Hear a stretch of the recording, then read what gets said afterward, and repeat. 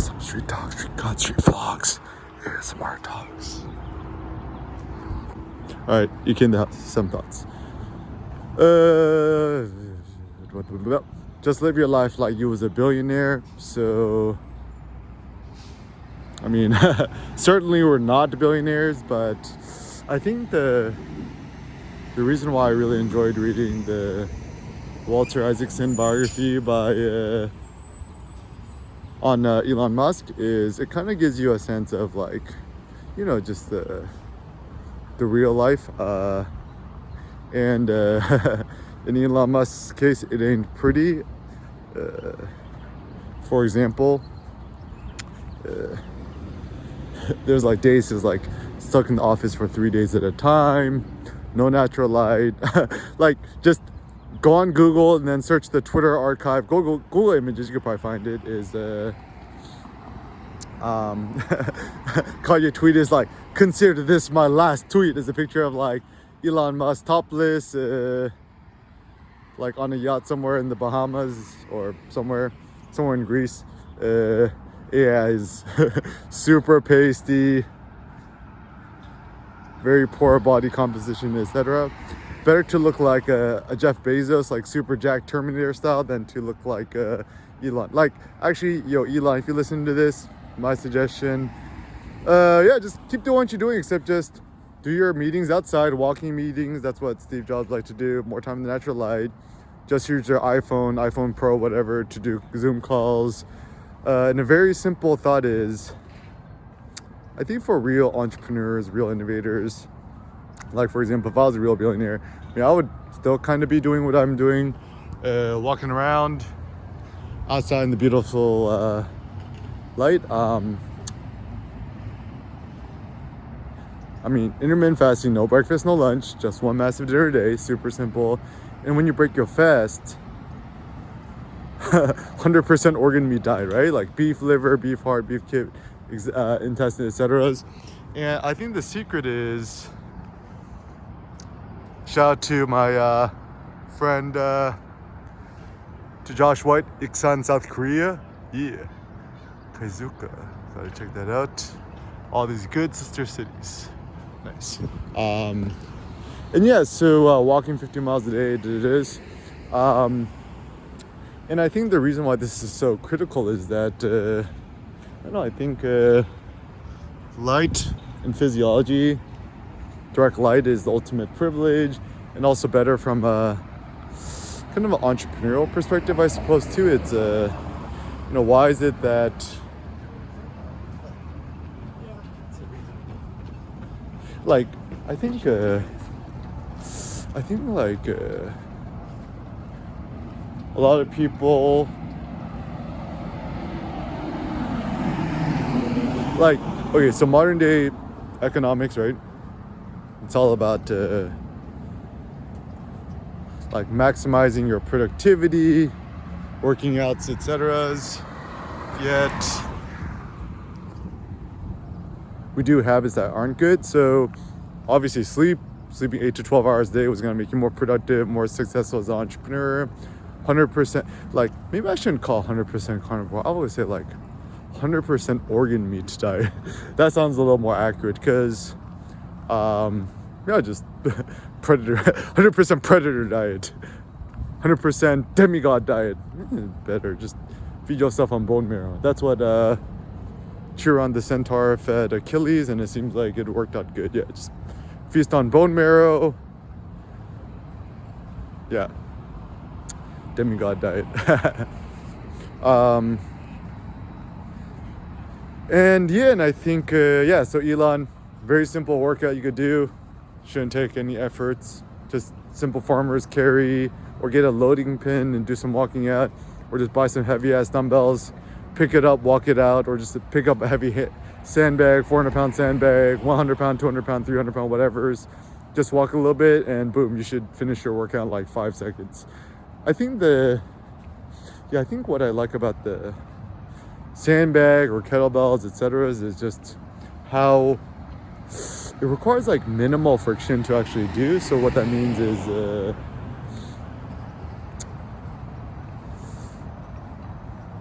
I mean, everybody is strapped for time, right? And it seems like a good solution, panacea to the whole issue is not trying to guilt, good morning, not trying to guilt and force people to do these things, but instead, good morning,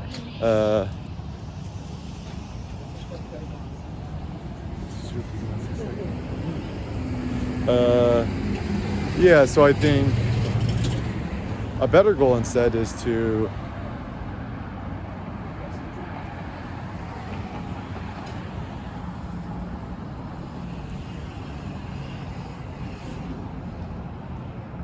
to simplify and minimize it, right? So gave my brother-in-law Gabe my infamous beast 105-pound kettlebell. It's just in front of his computer at the house, and so every day before he goes to work, he just does a few rows and just goes to work. Like, super simple, right? Like, that's where the whole kettlebell idea is still a good idea, is that like, and then the difficulty is you need heavy kettlebells. You can't use the light ones. So, but the problem too is that like kettlebells are so expensive. I mean, like, it should be super simple. All it needs is like, it's like a piece of metal with a handle, right?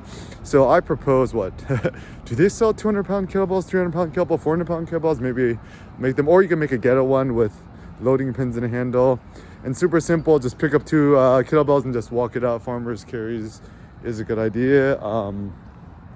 And yeah, and I think then the ultimate life and lifestyle and thoughts and happiness is just constant innovation, to innovate, to be creative. To me, the most fun I've been having right now is the ChatGPT, the ChatGPT 4, DALL-E 3. Just download on your iPhone, iPad, pay the $20. The cool thing is you could actually subscribe to a month and then immediately cancel the subscription, so you won't get auto billed, but you can still use it for a month, so you could use it for a month risk-free. But still, I think my vision is as long as people gotta pay money for it, people ain't finna use it. So you gotta make it free. You gotta make it super open source, and maybe find other ways to make monies off it. I mean, tech elite like me and my Bay Area friends, whatever. I don't know, would it even be? I don't know. Maybe I'm the only one. Like, I'm like trying to get everybody to use ChatGPT, image GPT. Everyone's like, whatever. But I think it's the ChatGPT, image AI, DALL-E 3, ChatGPT 4. In my opinion, might be the greatest invention of my life. Born in 88, 35 years old. This is the best thing since the internet, dial-up internet, AOL 3.0, my 38.8K modem. And I don't know, just infinite creativity. I can imagine doing this until I die. It's so good that it inspired me to buy the domain airkim.ai. So check it out. And I think actually for me, what I love most about ChatGPT, DALL-E 3 is that, and also ChatGPT, OpenAI, you guys watching this video, my suggestion is don't bury so what you gotta do is you gotta simplify the UI, right? So you do the paid model, ChatGPT 4, whatever, right? There, you know how there's that little slider on the top right corner? Yeah, click it. And then there's that stupid Bing thing. Get rid of the Bing thing. Nobody wants to use Bing. And then the third option is DALL-E 3. But it's kind of buried and hard to find.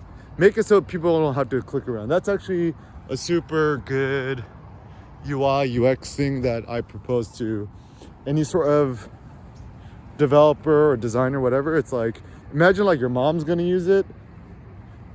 They don't know how to click around and find hidden things. So yeah, just kind of don't keep it hidden. Make it super obvious to see and find. Is the thought. So do that. Experiment with that.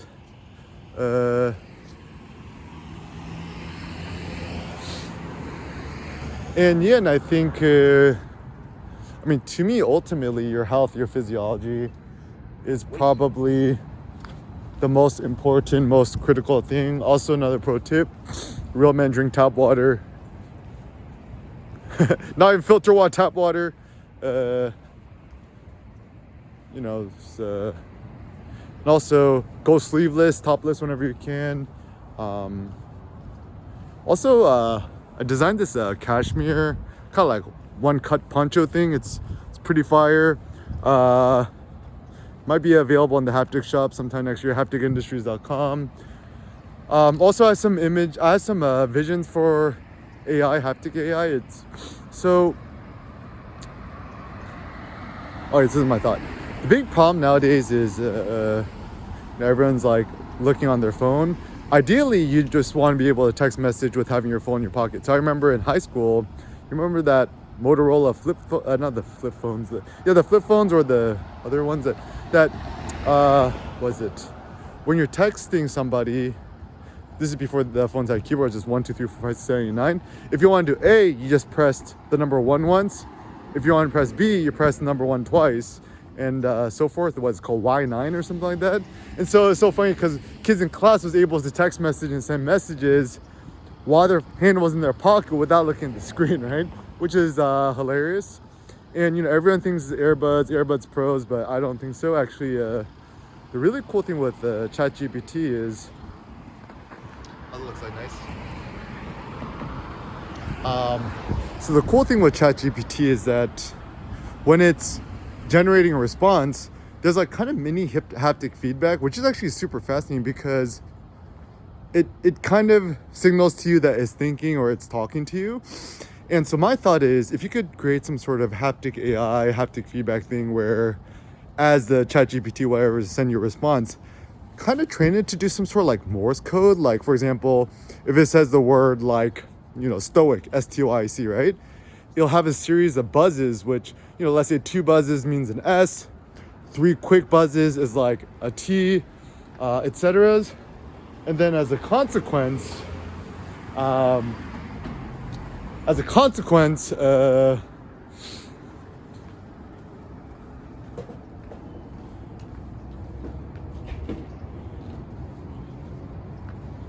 maybe I should create a pop-up gym. Pop-ups now available. Me. I can create a pop-up gym here too. Interesting. Okay. And yeah, so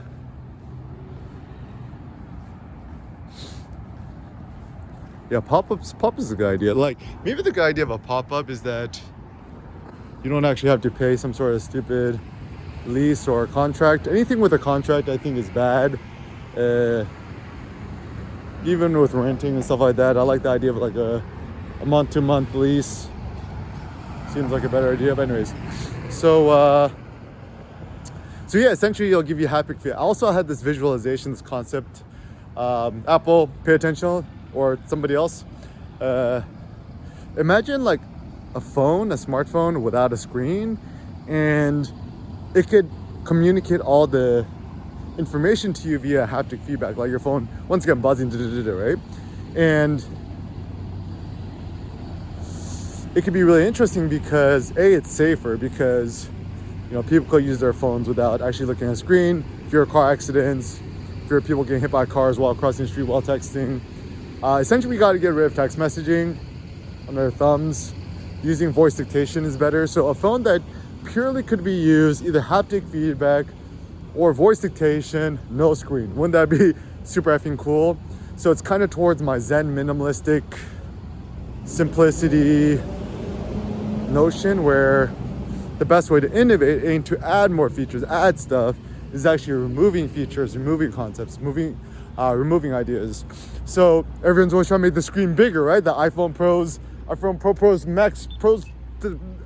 What you want to do instead is make it smaller, reduce it. I'm really happy. Whoever, if you're watching this, whoever at Apple, one of the designers, Apple Photos team, whoever proposed the iPhone minis, y'all have big balls. Kudos to you, even though Apple seems like they axed it.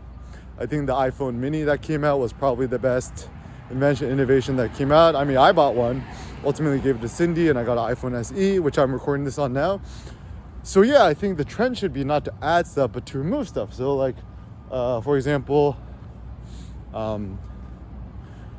Like the best iPhone is in the world 3 lens. It's like, this is my new heuristic. Anyone with an iPhone Pro, not a real innovator. A true mensch would have an iPhone SE, iPhone mini, or just get the normal iPhone, right? 2 lenses is fine. Two is enough, right? You don't need more than 2. I like the idea of a normal lens and an ultra wide lens. You don't need a tele lens. Any real photographer knows that tele lenses aren't it. And my suggestion for the next iPhone, Apple, y'all listening to this, delete the 3rd lens. Delete. Elon Musk says. What you want to do is you want to make one uber mega lens. Like, this is my vision, right? For the next iPhone Pro. Take the iPhone. In order to make the image quality better, take all the lenses, just make one mega lens, right? Like the size otherwise of 3 lenses. If you could take that footprint and you could make it into one mega lens, right? Then the image quality for that one mega lens would be way better, right? You don't need, and like, honestly, even my mom, they have no idea how to use the ultra wide mode. So simplify, delete.